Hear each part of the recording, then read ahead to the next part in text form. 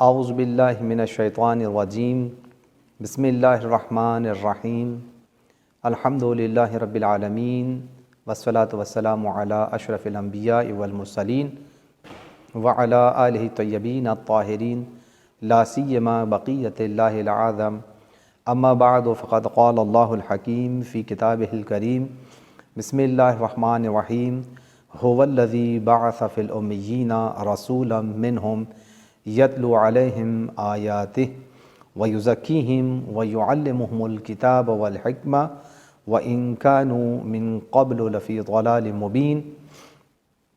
عزیزان محترم، نبی کریم صلی اللہ علیہ وآلہ وسلم کائنات میں سب سے افضل و برتر اشرف مخلوقات میں سے ہیں۔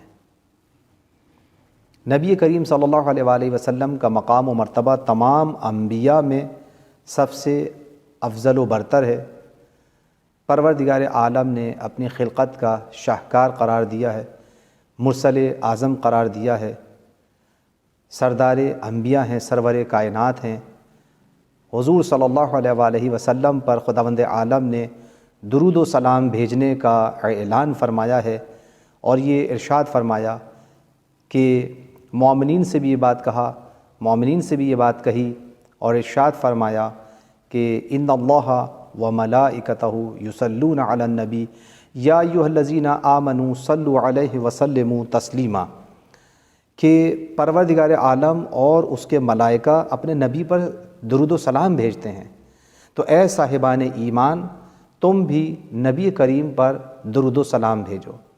تو حضور سرور کائنات صلی اللہ علیہ وآلہ وسلم کا خدا کی نگاہ میں وہ مقام و مرتبہ ہے کہ جن کے مقابلے میں کسی کا وہ مقام و مرتبہ نہیں ہے۔ سب سے افضل و برتر ذات اگر کائنات میں پروردگار عالم کے بعد کوئی ہے تو وہ نبی کریم صلی اللہ علیہ وآلہ وسلم کی ذات ہے۔ جب دنیا کے سامنے حضور صلی اللہ علیہ وآلہ وسلم پیش ہوئے تو آپ دیکھیں دنیا نے آپ کے کردار کو دیکھا، آپ کی رفتار کو دیکھا، آپ نے جس ماحول میں آنکھ کھولی، آپ جس ماحول میں پلے بڑھے، آپ جس ماحول میں آپ نے پرورش پائی، وہ کیسا ماحول تھا؟ مکہ کا ماحول، جسے ام القریٰ کہا جاتا ہے۔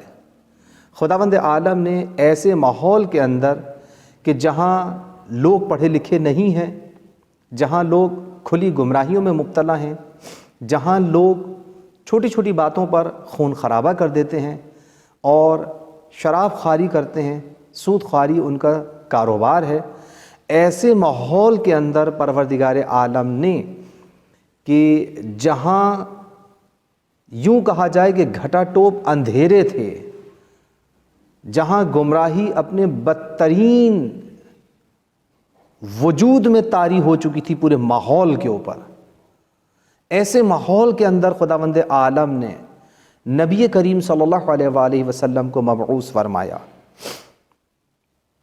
اور آپ دیکھیں کہ خداوند عالم نے ان آیات میں سورہ جمعہ جو قرآن مجید کا 62واں سورہ ہے، اس میں واضح طور پر کہا ہے کہ هو الذی بعث فی الامیین رسولا منہم یتلو علیہم آیاتہ، وہ وہی تو ہے کہ جس نے امیین میں ایک ایسا رسول بھیجا ہے، مبعوث کیا ہے کہ جو ان پر اللہ کی آیات کی تلاوت کرتا ہے۔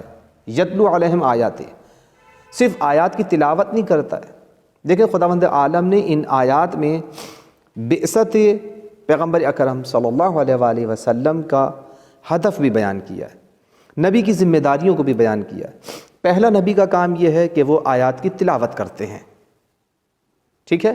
اس کے بعد پھر کیا ہے؟ وَيُزَكِّيهِمْ، اور وہ ان لوگوں کا تزکیہ نفس کرتے ہیں۔ تو حضور صلی اللہ علیہ وآلہ وسلم آیات کی تلاوت کرتے تھے لوگوں کے سامنے، لوگوں کا تزکیہ نفس کرتے تھے، اور جن کا تزکیہ نفس ہوتا تھا وَيُعَلِّمُهُمُ الْكِتَابَ وَالْحِکْمَةَ، ایسے لوگ کہ جو اپنا تزکیہ کرتے تھے، تو خداوند عالم کی جانب سے آنے والے یہ عظیم المرتبت، ختمی مرتبت حضور سرور کائنات صلی اللہ علیہ وآلہ وسلم یعلمہم الکتاب والحکمہ، انہیں کتاب اور حکمت کی تعلیم دیتے تھے۔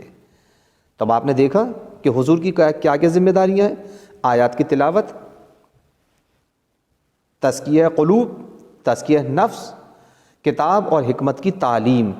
اور نبی کے آنے سے پہلے جب تک حضور نہیں آئے تھے تو آپ دیکھیں خداوند عالم نے اس آیت میں اس بات کی طرف بھی اشارہ کر دیا ہے کہ ہمارے نبی کے آنے سے پہلے وَإِن كَانُوا مِن قَبْلُ لَفِي ضَلَالٍ مُبِينٍ، کہ ان کے آنے سے پہلے قوم کھلی گمراہی میں مبتلا تھی۔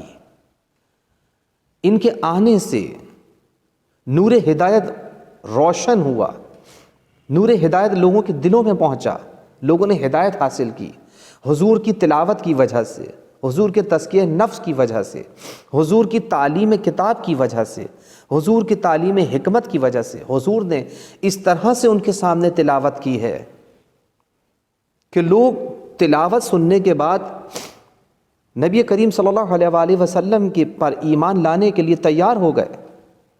یہ کمال تھا تلاوت نبی کریم صلی اللہ علیہ وآلہ وسلم کا، یعنی آپ کی تلاوت صرف قرأت پر مبنی نہیں تھی، بلکہ تلاوت در حقیقت آپ کی عمل کے ساتھ تھی۔ یہی وجہ ہے کہ جب آپ تلاوت کلام پاک کرتے تھے تو چونکہ آپ کی تلاوت میں اور آپ کے کردار میں، آپ کے گفتار میں کسی قسم کا فرق نہیں تھا، تو دنیا والے لوگ اہل مکہ آپ کی تلاوت کو سنتے تھے، آپ کے کردار کو دیکھتے تھے، آپ کی گفتگو کو سنتے تھے اور آپ پر ایمان لے کر آئے۔ اور جب ایمان لے آئے تو حضور نے آپ کا تزکیہ نفس کیا لوگوں کا۔ یہ ہے کمال پیغمبر اکرم صلی اللہ علیہ وآلہ وسلم کا کہ آپ کی بعثت کے ذریعے لوگوں نے ہدایت حاصل کی، اور وہ مکہ کے رہنے والے لوگ، مدینے کے رہنے والے لوگ کہ جو گھٹا ٹوپ اندھیروں میں زندگی بسر کر رہے تھے، ایمان کے بلند ترین مقامات پر پہنچے ہیں، دنیا کے اندر اشرف مخلوقات میں سے قرار پائے، بہترین اصحاب پیغمبر قرار پائے، نبی کے جانثار ساتھی قرار پائے۔ انہوں نے دین اسلام کی خدمات کی، انہوں نے دین اسلام کو تحفظ دینے میں اپنی جانوں کا نذرانہ پیش کیا۔ یہ تھا وہ کمال۔ اب یہاں پر یہ سوال ہوتا ہے کہ یہاں پہ جو یہ بات کہی کہ امیین، تو دنیا والے بعض لوگ یہ سمجھتے ہیں کہ حضور صلی اللہ علیہ وآلہ وسلم ان پڑھ تھے۔ نہیں عزیزان محترم، امی کا مطلب یہ نہیں ہے۔ امیین کا مطلب یہ ہے کہ چونکہ مکہ کو ام القریٰ کہا جاتا ہے، اس لیے حضور کی نسبت مکہ سے ہے، اس لیے کہا کہ امیین میں سے، یعنی مکہ کے رہنے والوں میں سے ایک ایسے فرد کو خداوند عالم نے نبی کی حیثیت سے مبعوث کیا ہے۔ ہاں یہ اور بات ہے کہ نبی کریم صلی اللہ علیہ وآلہ وسلم نے چونکہ کسی کے سامنے زانوے تلمس طے نہیں کیا تھا تو دنیا یہ سمجھی کہ شاید بے پڑھے لکھے ہیں۔ دیکھیں آپ کے مدرسوں میں تعلیم حاصل نہیں کی، لیکن ایسا نہیں ہے کہ تعلیم یافتہ نہیں تھے۔ اگر تعلیم یافتہ نہ ہوتے تو پروردگار عالم اتنی بڑی ذمہ داری ایک بے پڑھے لکھے آدمی کو کیسے عنایت کر سکتا تھا؟ خداوند عالم نے خود تعلیم دے کر بھیجا ہے، تبھی تو کہا کہ یتلو علیہم آیاتہ، یہ آیات کی تلاوت کرتا ہے۔ تو جسے تعلیم نہ ہو وہ تلاوت کیسے کر سکتا ہے؟ جس کے پاس خود اپنا تزکیہ نہ ہو، جس کے پاس خود تعلیم نہ ہو، وہ لوگوں کا تزکیہ کیسے کر سکتا ہے؟ جس کے پاس خود کتاب کا فہم نہ ہو، کتاب کا علم نہ ہو، وہ لوگوں کو کتاب کی تعلیم کیسے دے سکتا ہے؟ یعلم کا لفظ خود بتا رہا ہے کہ وہ معلم تھے۔ آپ تو اپنے کالج، یونیورسٹی میں، اسکول میں، پرائمری اسکول تک کے اندر کسی ایسے شخص کو معلم کی حیثیت سے نہیں رکھ سکتے کہ جو تعلیم یافتہ نہ ہو، تو پروردگار عالم ایسے شخص کو کیسے نبی بنا کر بھیج سکتا تھا کہ جو معلم نہ ہو؟ خداوند عالم نے پہلے ان کو تعلیم دی، معلم بنایا، پھر یہ جملہ کہا کہ یعلمہم الکتاب والحکمہ۔ صرف کتاب کی تعلیم نہیں دیتا ہے بلکہ حکمت بھی سکھاتا ہے۔ حکمت بلند ترین تعلیمات کو کہا جاتا ہے۔ تو نبی کریم کا یہ شاہکار تھا، یہ طرح امتیاز تھا کہ دنیا میں کہیں تعلیم حاصل نہیں کی، لیکن ایسا نہیں ہے کہ پروردگار عالم نے انہیں تعلیم دے کے نہیں بھیجا۔ پروردگار عالم کی جانب سے وہ تعلیم یافتہ تھے، اور اسی لیے یہی ان کی نبوت کا معجزہ تھا کہ دنیا میں کچھ حاصل نہیں کیا، لیکن پروردگار عالم کی جانب سے آیات لے کر آئیں، قرآن کریم لے کر آئیں، وہی نازل ہوئی ہے، اور اس کے ذریعے پیغمبر اکرم صلی اللہ علیہ وآلہ وسلم نے پوری دنیا کو ہدایت کی طرف دعوت دی ہے۔